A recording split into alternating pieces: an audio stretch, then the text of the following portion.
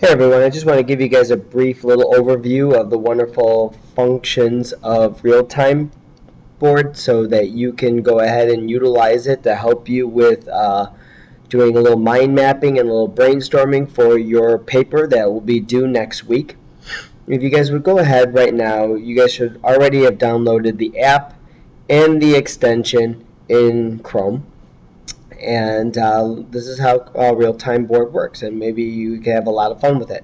So say I want to go ahead and create a board, and I'm going to name it Strangers on a Train, because that's of course the name of the movie that we're analyzing for our essay. And I'll go ahead, if you want to invite other people, you can. If you want to invite me, that'd be absolutely awesome. But we're just going to go ahead and create it. And right now, let's just work with a blank document. Hit start.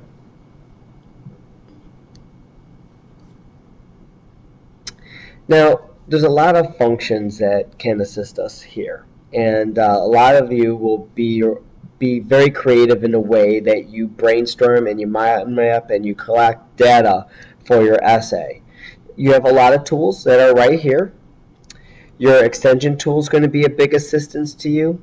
You could also upload files, and even this file from an extension, which we're going to go to later. And then also to like people you share with, and this is to get you back to your boards and so forth. So first off, I'm going to just show you the basics today because to keep this nice and short. So pretend I'm going ahead, and the first thing I want to talk about is the notion of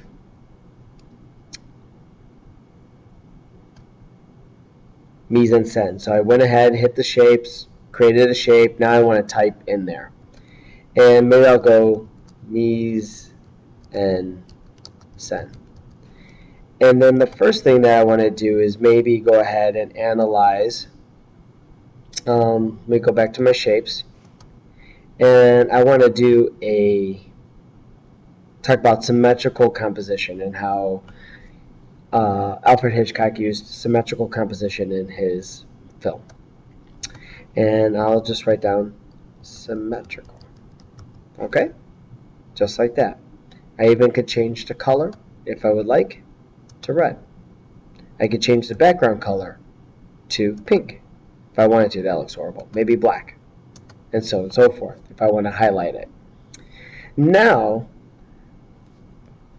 pretend I want to link these two, so I show that they are together. Now watch what happens. Now I created a link, kind of like a connection between the two. Now we need to go ahead and start thinking about what scene do I want to analyze. Well, maybe I could go over here. Sorry about that. To these little post-it notes right here, and I might type in when Bruno